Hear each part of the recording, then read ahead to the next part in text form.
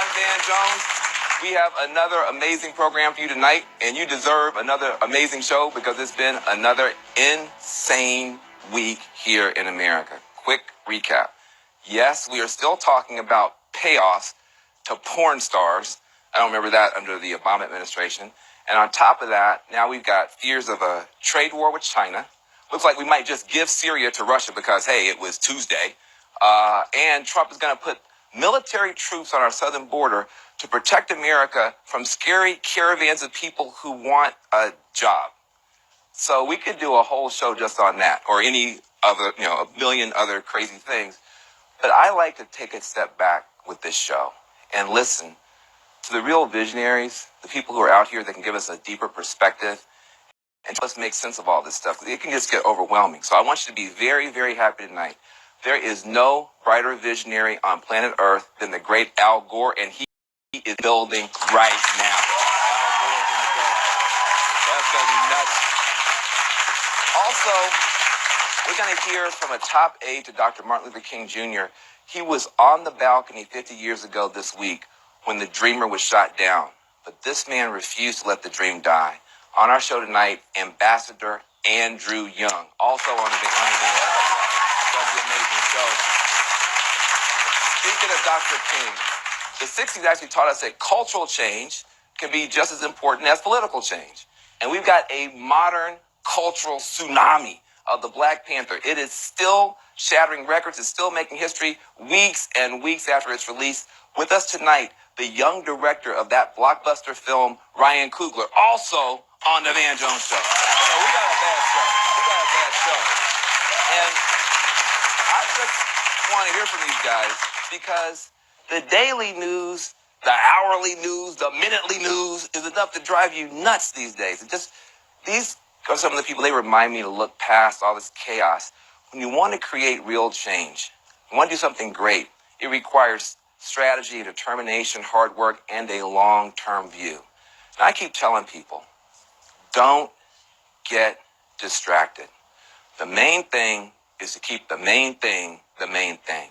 In a democracy, the main thing is very simple: winning elections. If you're concerned about American democracy, porn star scandals are not going to save you, okay? Robert Mueller is not going to save you. The Republicans in Congress aren't going to impeach Trump and save you, period. Trump is not going to self-destruct. If you want to change a course in either party, win elections. Facebook posts do not win elections. Angry tweets, yelling at the TV, does not win elections. If a bunch of politicians get fired in November, that will send the loudest message that the nonsense needs to stop, okay? This is probably the most important midterm election of our lives. Act like it. Please act like it. Now, nobody cares more about our democracy than our next guest. We got a living legend, a Nobel Prize winner, the winner of the popular vote in the 2000 presidential election, a global champion for the people, a champion for the planet. Please welcome to the Van Jones Show, my friend, Vice President Al Gore. In the house.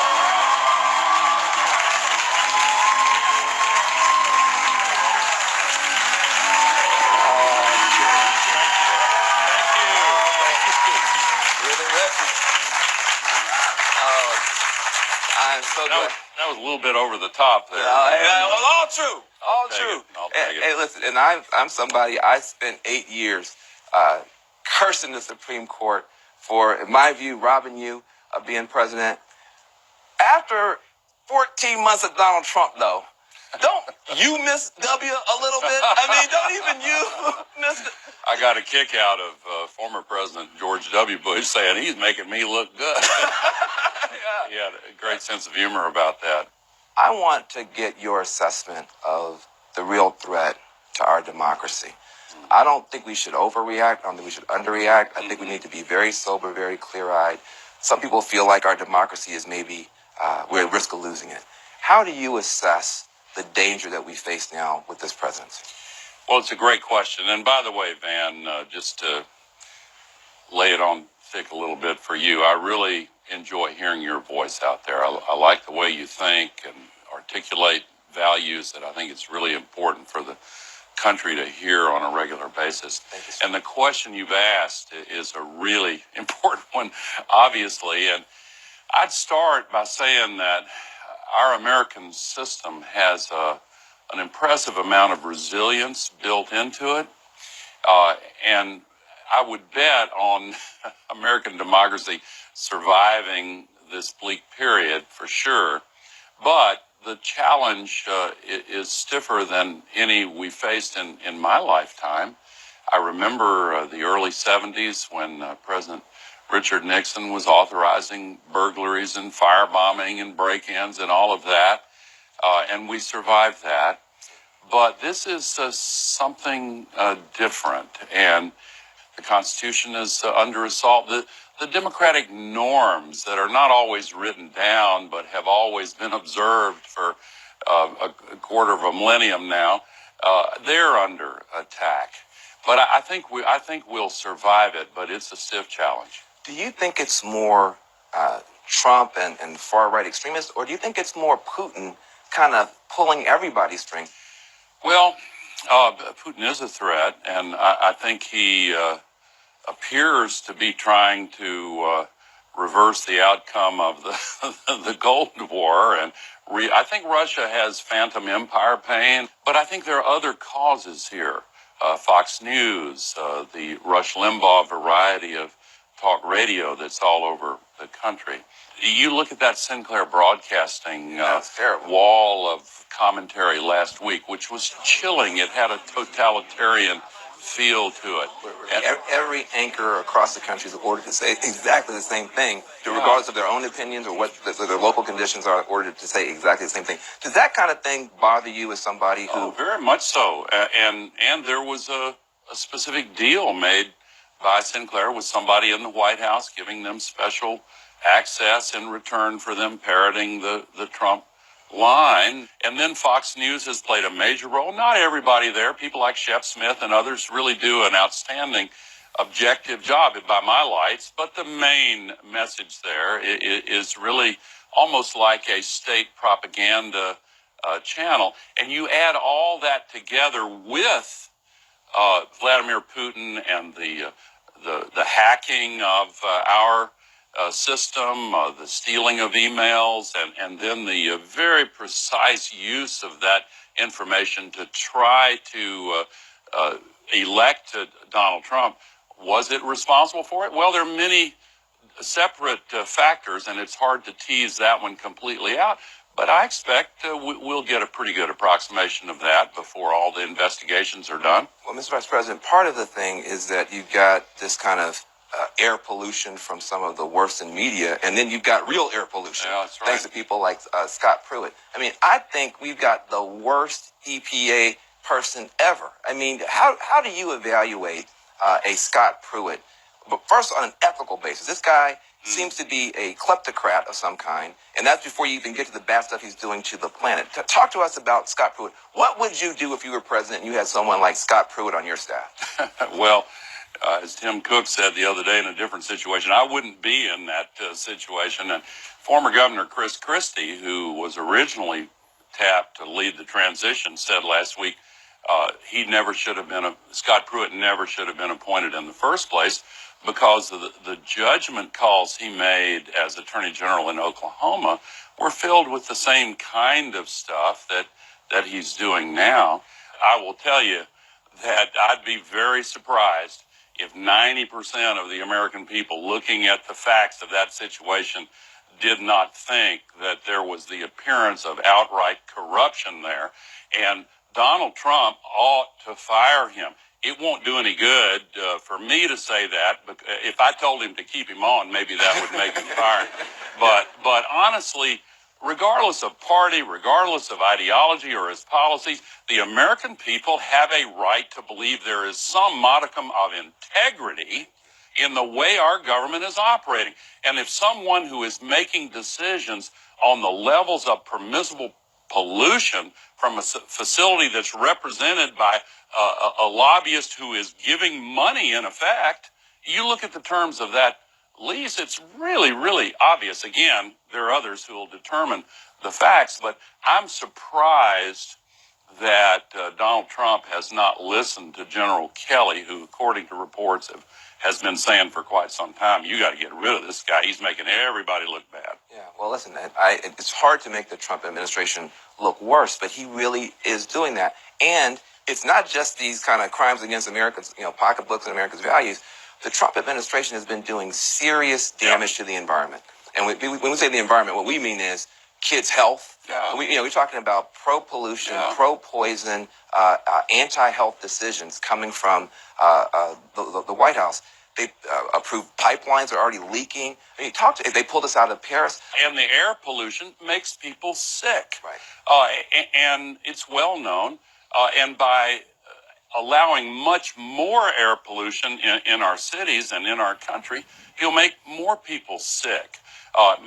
And by the way, African American children are 3 times more likely to suffer from the diseases of air pollution, twice as likely to have asthma, because according to, the principles of environmental justice, we know that the plumes of this pollution are way more likely to go into communities that don't have the political and economic power to defend themselves. And so that's where the first damage is done. I'm so glad you brought that up. I actually have did my own research into this. You're somebody who's been talking about this for a long time. And I want you to see what I found on the same point.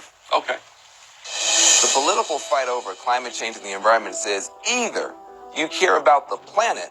We have a moral responsibility to protect this earth for our children and our grandchildren. Or you care about American workers. We are lifting job-killing restrictions on the production of oil, natural gas, clean coal, and shale energy. But the truth is, you can care about both. It's especially true if you're a racial minority or a low-income person. Polluters are much more likely to build in Black and Latino neighborhoods and expose the residents there to harmful chemicals and hazardous waste. In fact, a recent study from scientists that are affiliated with the EPA also found racial minorities and poor whites are more likely to be exposed to unhealthy air. The EPA found that African Americans are reporting the highest rates of asthma. Native Americans report the highest number of cases of asthma attacks. The climate crisis is actually affecting the pocketbooks of all Americans. Increased wildfires and droughts are driving up the cost of everybody's groceries, and the cost of these climate-related disasters keep pushing up the bill for taxpayers. That pulls money away from important stuff like education and healthcare. The worry is when you start thinking about moving to cleaner solutions, is that it might cost us millions of jobs we have right now. Manufacturers, people working in coal or oil. But there is a way to fight pollution and poverty at the same time. Good, green jobs could put unemployed folks in the heartland and the cities back to work. Weatherizing homes, putting up solar panels, building wind farms. They also avoid the health and safety risk of working with dirty fossil fuels. Jobs versus the environment is a false choice. You've been making this point for so long. I just want you to just tell us why it's wrong to imagine that America can't have a clean energy economy that is also a high employment economy. Well, look at the latest report from the U.S. Bureau of Labor Statistics. The number one fastest growing job in the United States for the last several years has been solar panel installer. Solar jobs are now growing 9 times faster than other jobs in the economy. What is the second fastest growing job? Wind turbine technician. What is the source of work that could be done by people in every community? Retrofitting buildings. These are jobs that are waiting to be filled, and we need, and the cost of the renewables is coming down. It saves people money. By the way, in Kentucky, neighboring Tennessee, the famous Coal Museum in Kentucky just installed solar panels all over its roof because it's saving them money. So you create jobs, you make the air cleaner. Well, listen, when we come back, we're going to talk about a lot of this stuff. We've got a lot more with the former vice president when we get back, including how he tries to get through to climate deniers and skeptics. Plus, we're going to get his early take on the Democrats who may challenge President Trump in 2020. As we go to break, you know I like to hear from everybody, and here's what you had to say about climate change. I'm angry that the fossil fuel industry has been making billions of dollars off making the problem worse. They're profiting, and my generation is paying the price. Decisions we make now will have major impacts on weather patterns and how extreme weather is in the future.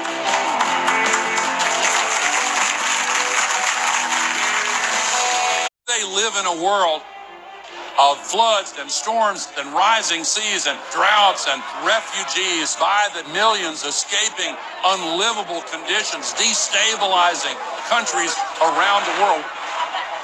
They would be well justified in looking back at us and asking, what were you thinking? Couldn't you hear what the scientists were saying? Couldn't you hear what Mother Nature was screaming at you? Welcome back to the Dan Jones Show. We are here with former Vice President Al Gore. You just heard a clip from him fired up in his documentary. Yeah, you're fired up. You're preaching, and I love it. It's called The Inconvenient Sequel, Truth to Power. It is actually, you can get it on DVD. Listen, you have been a prophet on this. I remember you back when nobody was talking about this. You got the whole world to talk about it. And yet I think for a lot of our viewers, when we try to raise this stuff with our cousins and people we went to high school with, we sometimes just get shut down. What do you find are some of the arguments that at least can land with somebody who's skeptical? I know sometimes it feels impossible, but you must have found some things that work better than others.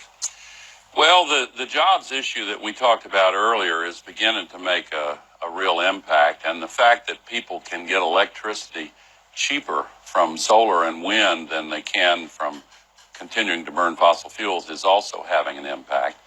And as I mentioned in that clip you showed, Mother Nature is joining this debate now. We had $320 billion worth of damages last year alone from the hurricanes that hit and the other climate-related disasters. And the scientists were proven right when they warned us that this was coming. The fact that the scientists were right decades ago when they told us about what we're going through now should make us pay more careful attention to what they're warning us lies ahead unless we take action. But it's certainly true, Van, that you will encounter people who see the denial of the climate crisis as kind of a badge of identity. And if they depart from that view, they risk being excommunicated from their political peer group. When you encounter someone like that, one thing is to listen respectfully and try to understand what part of it is throwing them off, and then zero in on that. Point them to what is happening with the weather. Actually, a lot of people are taking notice of this, and even though they don't feel comfortable using language like climate crisis or global warming, they're beginning to say, hey, this weather is getting pretty off, and we may need to do something about this. We got the midterm elections coming up. I think a lot of people spend time, praying that the FBI is going to drag Trump out of office and handcuffs tomorrow. But I think it's going to come down to the vote. What would it mean for this whole conversation if, for instance, the Democrats were to get their act together and take the House back in November? Oh, it'd mean everything. And I know you have been also impressed with these Parkland High School, the Parkland, Florida, Marjorie Stoneman Douglas High School students who have been so eloquent. And they haven't wavered in saying, register and vote. Right. None of this is going to change until people vote in larger numbers and have that passion. I remember the march, March for Our Lives, a couple of weeks ago. I remember the 11-year-old African-American girl who stood up and said, look, and she had led a walkout from her elementary school, and she said, my classmates and I may be 11, but just remember, it's only 7 years until we can vote. And there are millions who can vote coming out of high schools every month, every year. But keeping that determination and keeping your eyes on the prize, which is the ballot box. Right. Why are Democrats having such a hard time, period? And I remember 2008 is a beautiful moment. And now here we are, 10 years later. We lost the House, the Senate, the White House, the Supreme Court, governorships all over the place. And people apparently didn't know the Democratic Party was in trouble until Trump won. But we've been losing seats for a long time. What do you think is wrong with the Democratic Party right now?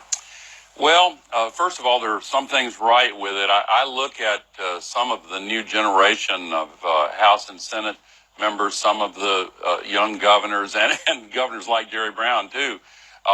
And I feel a great deal of pride and confidence in what they're saying.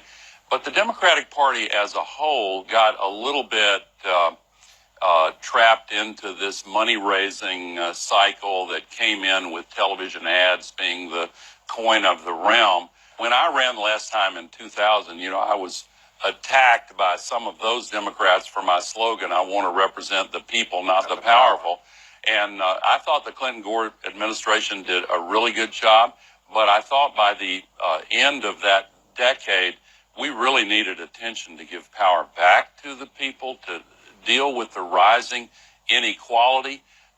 We have been seeing with the globalization of the employment marketplace downward pressure on wages and the capture of policy by elites who give so much money to campaigns and spend so much money lobbying, even giving a cut rate rent to the head of a regulatory agency, and there are many other stories like that. We have seen a shift in power. Now, I had always been hopeful that the internet-based media, including social media, would have a healing effect, but then the Russians took it over, and the hackers and the robots and all of that. Who is out there that you think might be able to accomplish some of this? You're talking about power to the people. That sounds a little bit like Bernie Sanders. You think a Bernie Sanders run would be a welcome? Well, I'm not going to pick and choose candidates. We're not even to the 2018 elections yet. I'll make one comment on Bernie Sanders, separate and apart from his issues and agenda. I agreed with him on some things, disagreed with him on some others. But here's one thing that I really admired about his campaign. He did not accept any of the special interest big contributions, and instead relied on internet-based fundraising and small contributions. And separate and apart from Bernie as an individual, I like him, but that strategy, I think, is really important. I think people are sick to death of the dominance by big money of our democracy. Our democracy was hacked before Vladimir Putin hacked it. It was hacked by big money, and they have acquired a degree of control over the policies that govern our lives and the laws that are written by lobbyists in the back room and then just rubber stamped by the Congress. You have been a vice president. You know the importance of actually having had a chance to see it up close. A Joe Biden would also have those benefits. Well, again, I'm not going to tip one direction or another on these candidates. I will tell you, I've known Joe for a long time. I like him a lot. He and I ran against one another for president in 1988. I was 38 when I announced. If you look up chutzpah in the dictionary, to have a picture of my announcement speech. But I have known him, served in the Senate with him for a long time. I think he's a great guy. I think he's got a lot of talent and a lot of ability. Well, I think that you're a great guy, and if you wanted to run, I think you have a lot of support. But I want to say something to you personally before I let you go. I left the White House under fire, and very few people called me that day. You called me that day, and you said two things I'll never forget. One you said is, well, Van, I lost a better job in the White House than you did. That was the first time I laughed in about a month. But you also said, before you come back, make sure that you're better and not bitter. Take your time. And I don't think people know how much you care about people and how many people you've reached out to and mentored. There are young people all across this country, including people here who've been a part of your youth programs. You are just a vital part, I think, of this legacy of great public service. And I appreciate you so much for being on my show. You laid it on thick again. Thank you. True story. Thank you very much. On my show. Good. Thank you very much. Now, if you thought that was amazing, that was amazing. We got two more great interviews ahead. I'm talking to the Black Panther director, Ryan Coogler, and we're going to also remember the life and legacy of Dr. Martin Luther King Jr. with one of his closest friends in AIDS, Ambassador Andrew Young. This man actually witnessed the assassination 50 years ago. What he thinks of this new generation of activists, that's next. See you right back.